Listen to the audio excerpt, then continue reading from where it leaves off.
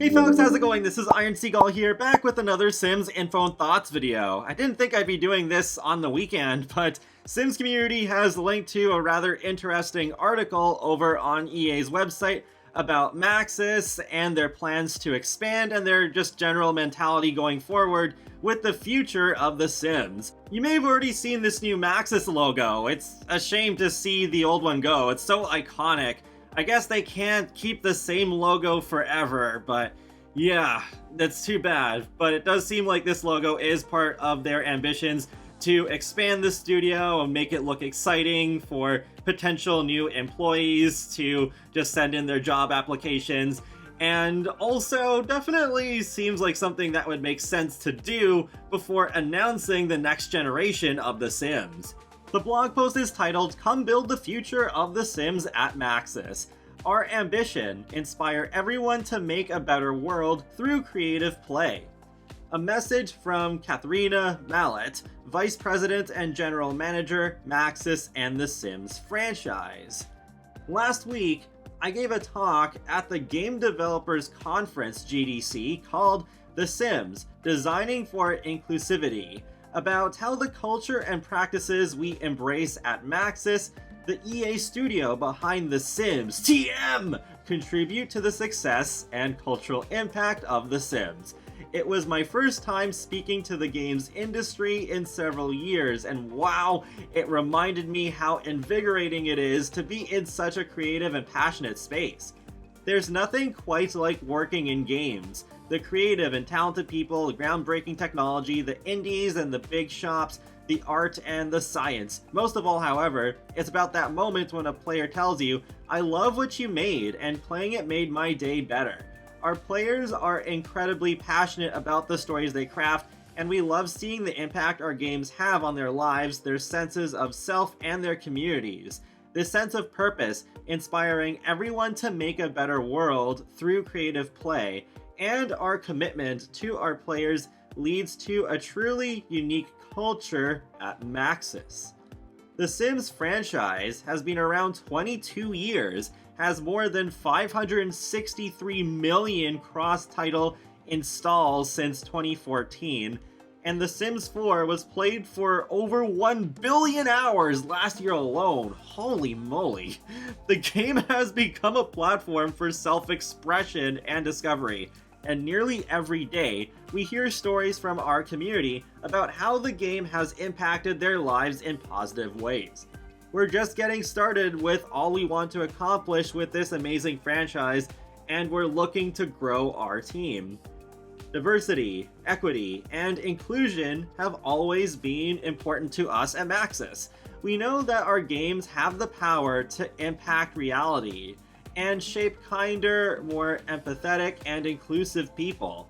We know that diverse perspectives challenge us to think differently and innovate, which inspires our players. And we know that representation matters, and that when players see themselves in our games, they feel empowered. So we work hard to create the diverse and inclusive studio environment that is best suited to give players the choices that reflect and even change their view of the world. As we look towards our future, continuing to create entertaining and unexpected content for The Sims 4 for years to come, while also building the future of The Sims franchise, we want to hear from all kinds of voices.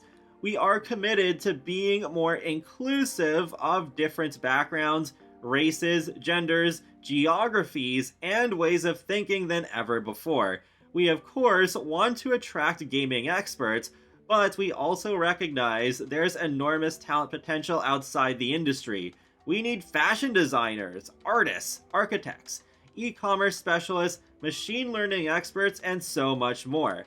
We view non-traditional experience as an asset, not a drawback. Exciting things are coming. Check our careers page for current listings. We can't wait to hear from you. When you follow that link to the careers page, there are actually a lot of openings, but potentially the most interesting one is right at the bottom, and that is a listing for a multiplayer gameplay software engineer with the option to work remotely. There isn't really too much in the listing itself that reveals anything I think actually the most interesting thing is that it does literally say multiplayer, so this is probably our closest thing to them just officially saying that yes, The Sims 5 will have multiplayer.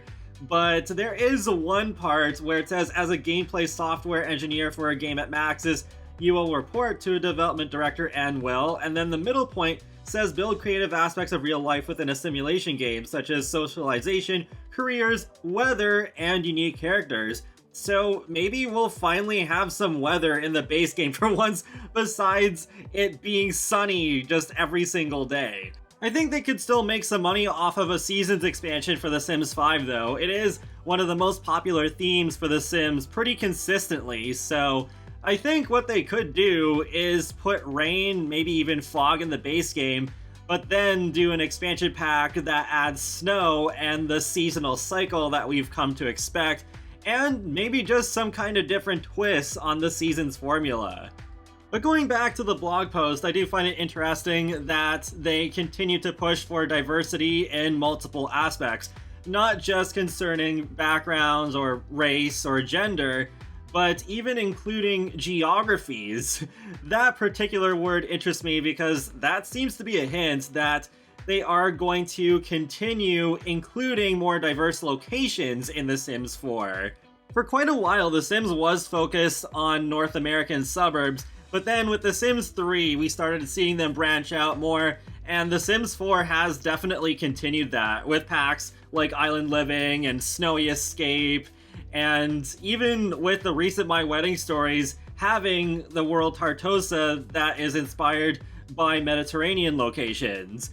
Plus, there is that survey from 2020 that I've mentioned previously, where it does give us some potential ideas for worlds that could be coming to The Sims 4, and Tartosa does have some Spanish and Greek inspiration, so I'd say this is already coming true. Hopefully Tartosa is not the only world we're getting in 2022.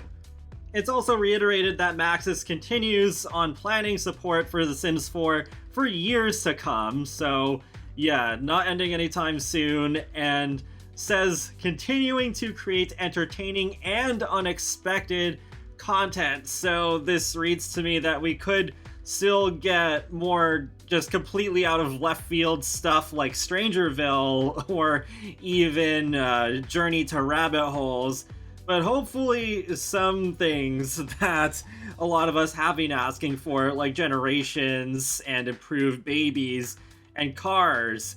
But yeah, if they're going to continue this for years, they need to keep up that interest if they want to make as much money as possible. Intriguing though that it also says that there is going to be content for The Sims 4 for years to come, while also building the future of the Sims franchise. So that's still strongly hinting that there is a next Sims game that will be coming out eventually. One thing I have been wondering about for a while is if they might do something that they haven't done before, having two Sims games overlap for a little while.